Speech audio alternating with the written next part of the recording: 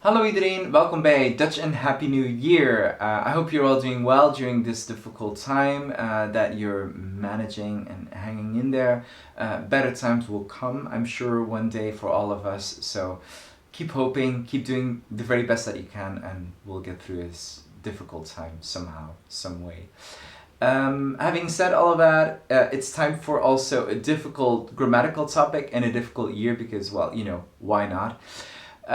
So today we're going to be talking about three verbs that a lot of you might find confusing and that I've received many questions about throughout the years from many students, which are zijn, worden and blijven. Let's go. So first of all, zijn, worden and blijven. I could just make it very easy and translate the verb directly, each verb directly to English for you, but I don't think it actually helps to really understand how these verbs work and the subtle shifts that happen when you combine these verbs with different types of words or different types of context. So that's why I just wanted to look at these verbs in depth, at each of them in depth, and show you what elements you could actually combine with these verbs and which elements you can't. So that's why we're going to start with the verb zijn. Zijn means to be, as you know. Most commonly it is combined with things like age. So, ik ben 35 jaar. Hoe oud ben jij? Ik ben 19 jaar, etc. Another very common thing is to combine it with jobs, professions. Ik ben student, ik ben professor, ik ben leraar Nederlands. Ik ben ingenieur, ik ben bakker, etc. Beroepen.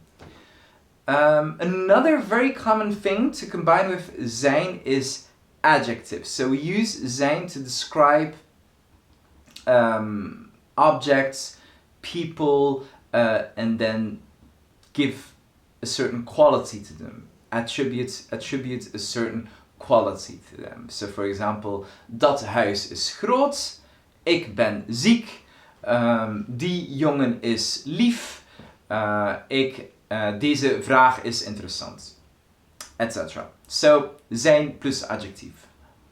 And then finally, we can also use zijn as a sort of auxiliary verb, in which case it would be combined with a participium, where you would, for example, use the past tense, the perfectum, or even the past perfect, which would result in sentences such as ik ben naar het park gefietst en zij was vorige week in Portugal geweest. So, that's it. But basically, these are the type of grammatical elements that you can combine with the verb zijn. Now, let's do the same thing, but now for the verb worden. Let's look at what you can combine with the verb worden. First of all, age, just like with the verb to be. Yes works. Ik word volgende week 38 jaar. Ik word morgen 10 jaar. Hoe oud word jij? During someone's birthday party, for example, or when someone is going to have their birthday tomorrow or in the next couple of days. So yes, then you can definitely use it just as with zijn. You could also use it with professions. Mostly, however, here it would be used in a children's kind of context. Wat wil jij later worden? Later wil ik piloot worden. Later wil ik machinist worden. Later wil ik danseres worden. Etc. So, more with children. But however, for example, you could also use it with important changes in your own personal life, even as an adult. But of course, since these changes don't happen all that often, you're also not going to use this situation or this verb rather all that often. But you could of course say, if you're lucky, haha, ik word multimiljonair, ik heb de loterij gewonnen. Congratulations, well done. Or you could say, volgend jaar word ik president van Amerika. Are you sure about that, Mr. Trump? Might want to think that one over again. Anyway, so these are some hypothetical examples of when you could use worden in combination with a profession. In contrary to zijn, for example, which you can also combine with a location. Ik ben in Portugal, ik ben in Engeland, ik ben thuis. Worden you cannot combine with a location. You could also combine worden with an adjective. So for example, het boek wordt leuk. De eerste pagina's waren niet interessant, maar nu wordt het leuk. Or you could also combine it with when you're describing your own personal emotions. For example, als jij nog lang irritant bent, word ik heel boos. I'll be very upset, I'll be very angry. Worden, just as with zijn, you can also combine with the participium, in which case that would be the passive voice, either in the present tense or in the imperfect tense. For example, de man wordt door de assistent geholpen. En, for example, zij werd gisteren door een dokter behandeld. So, that's the passive voice. I'm not gonna go into the passive voice. At some point I'll make a separate video about passive voices and how that works. But for now, that's kind of all you need to know. And in that sense, except for the location part, worden completely correlates to zijn in the way that you combine different elements with it. It completely corresponds to zijn minus the location. Then finally, blijven. Blijven is a little bit of a weird verb. I mean, it kind of means to stay, but it will radically change meaning according to which grammatical element you combine it with. So first of all, you cannot combine it with age, unlike zijn or worden. Ik blijf voor altijd 30 jaar. Oké, Peter Pan. Waar is Wendy? Waar is Wendy? Doesn't work. You also can't, well, you could combine it with a profession. It is maybe a bit of a dramatical explanation. Ik blijf voor altijd ingenieur. Okay, you could. Or you could just sort of also in a very specific situation say, ja, ik blijf leraar. Ik ga niet van job veranderen, for example. But, you know, not incredibly common.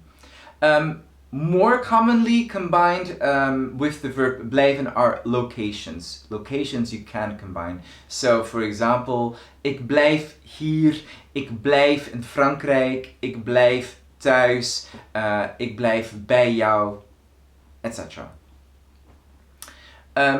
Also, for example, blijven, just as with zijn and worden, you can combine with an adjective.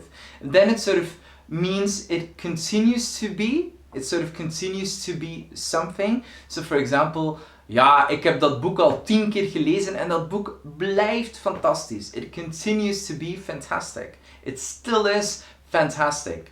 Or for example, dit is mijn favoriete film. Hij blijft na al die jaren geweldig.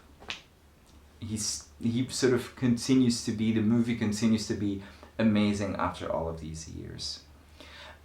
Unlike zijn or worden, you can't combine blijven with a participium. Doesn't work. However, blijven is its own auxiliary verb, and you could also combine it with an infinitive, just like kunnen, mogen, moeten. If you need a small revision on auxiliary and modal verbs, check out my previous video about that here. It will be incredibly helpful if you need your mind refreshed and about the whole eindgroep. And that time I had this past utensils in my hand and we had this epic battle and everyone was kind of happy and it was weird. Check it out, whatever. I don't want to spoil too much. But blijven you can combine with an infinitive, and there it also sort of means it continues to be. So for example, ik blijf hier werken. I'm going to continue to work here, whether that is at this very moment or just permanently in the function of my job. That's another thing. Or for example, ik blijf in België wonen. I'm going to continue to live in Belgium. I'm not going to change my location. I'm not going to change.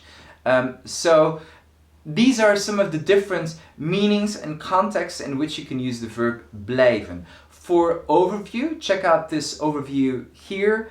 And this is basically everything that I've just explained to you, but put nicely together in a nice table and schematic overview because, you know, grammar kind of works that way and that makes sense, and I'm just stretching time so that you actually have time to see the overview. I hope that that was enough time. Thank you. So, that's it. I hope the difference between the three verbs was clear for you. If you have any questions, leave a comment in the comment box down below. I would also like to know, like, were you struggling with these three verbs before?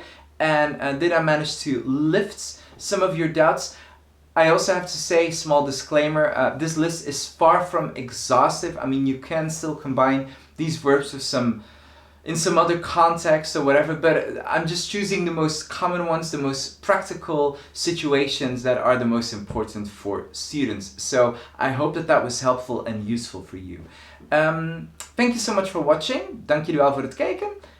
Tot de volgende keer bij Dutch&Go. Dag!